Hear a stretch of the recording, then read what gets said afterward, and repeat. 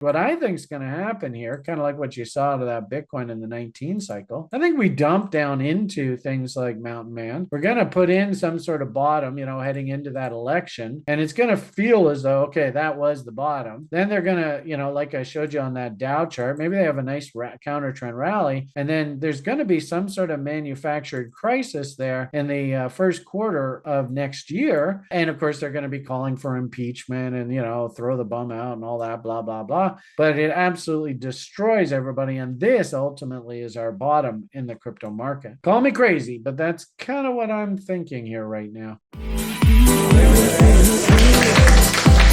And I don't know whether it's specifically about Ethereum or whether it's just, the altcoin market in general. Because gee whiz, there's that same damn image. So it's not necessarily like Mr. Vitalik is the problem. I think it's just, we got to the point there back last winter. You all heard this. I mean, it was ridiculous. This time it's different. Just go and buy Bitcoin and you'll get rich. I don't know whether I heard that specifically about crypto in general. I mean, when I heard people say that about Bitcoin, I thought that was really irresponsible. 500,000 cryptocurrencies created on the Solana network through this really nothing more than just a counter trend rally in crypto here. Are these not the hallmarks of a what the hell are you people doing kind of market?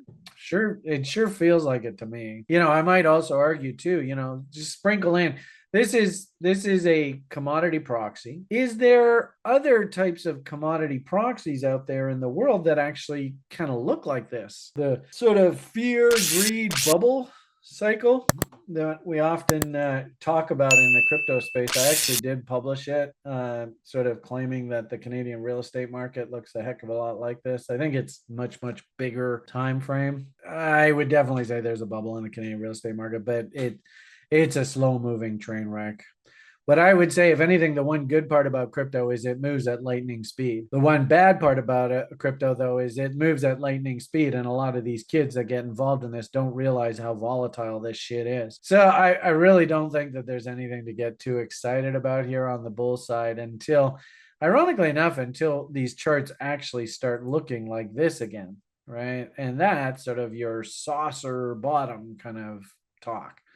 And then when we actually start seeing these W's come in and we start doing things like, wow, gee whiz, if this thing breaks out to the upside, well, maybe we can start drawing chaos theory and giving us actually some upside targets. And that's basically exactly what that study is. Do we have anything that looks like that right now? I suppose maybe if we're really, really lucky, these lows hold in here. We are in the process of Ming out. I mean, there's a big fat M staring you in the face. Its technical objective, just like we saw with these 2.618s, 4669s, 877s, etc. And actually, I think this is a really good one. This W down here, 2.618, doink. This was a really fast one. Zing, zing, zing, zing, boom, boom, boom, boom. Actually, he had to go to 4669. So, you can do the same logic. There's an M. There's an M. There's huge M's all up in here. So I like the idea. There's 2.618 off of that huge M there. There's 2.618. It's already been hit. So we're starting to roll over. 2.618 off of this one is that test of that level again. Notice this AB equals CD is floating out below these lows. That to me says that this thing has to get taken out.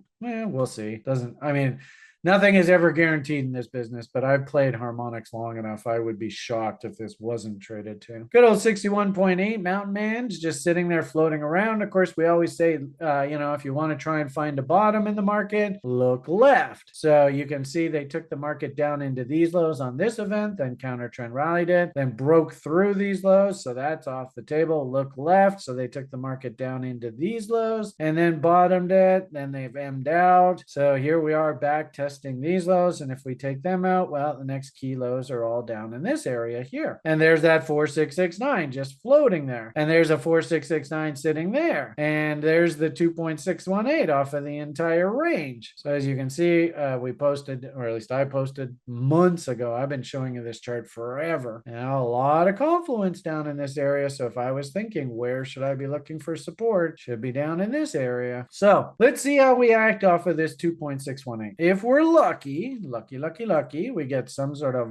violent spring back, but we can't turn bullish here, folks. And if anything, God, this is such a good example. If you turn bullish on the break of this trend line right there, oh boy, you just walked into a trap. So regardless of what you see happening here in the short term, we cannot turn bullish until we've recaptured this trend line and then gone and put in some sort of bullish structure on the other side of that trend line. And the irony of it all is that this trend line is still very much valid. So that means that, yeah, okay, maybe we get buy setups that come in through here, and that sets up a nice bull ABCD, but same logic up here. We get up into that area, that is not a trade. You got to wait for the market to get on the other side of this trend line and put in structure on the other side to get ready for the next bull leg. So we just had an M. If we're really lucky, like I said, I mean, maybe keep our fingers crossed. Who knows? Maybe this is a harmonic. The harmonic goes A to B to C to D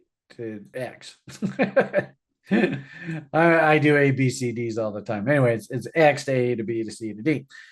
Maybe this would be a PRZ down below here at 38.2. What is that? That says 39.2. So it's better part of 38.2. It's pretty close. 40. It's acceptable margin of error. If that's the case, then we want to see 88.6. So we're at 89.2. That's definitely within the margin of error. So what we want to see, if this is really a bull, is we'd like to see, first off, can I get some structural signal down here? Ideally, I'd like to see a nice W. If we do get that W, then what it tells me is there's probably going to be a trade that sets up something along those lines. So this will be a trade back up into this trend line. And could you make money on that kind of move? Keep in mind, this will be probably reload short zones. Yep, right into there. So there might be a trade that sets up through here. Let's watch how we behave through here. Unfortunately, though, like Trader Brian, I would just consider this nothing more than a dead cat bounce, unless, of course, we got this to come in on the other side. So let's get rid of that guy, and let's go like there, and then let's go. And then who knows where.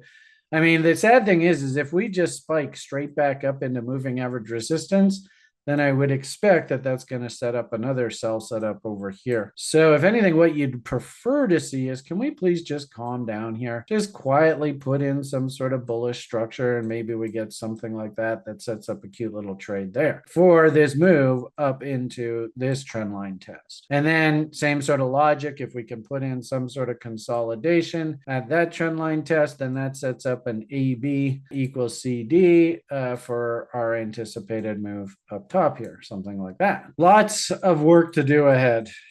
Can't really even think about any of that happening right now, as we just tanked to new lows here. I suppose a big driver is going to be, what does this Ethereum do? And actually, let's try and put all our fancy lines back on the chart here now. So in the short term, as I had sort of pointed out, I thought it was interesting that I think a significant technical level was just traded to here.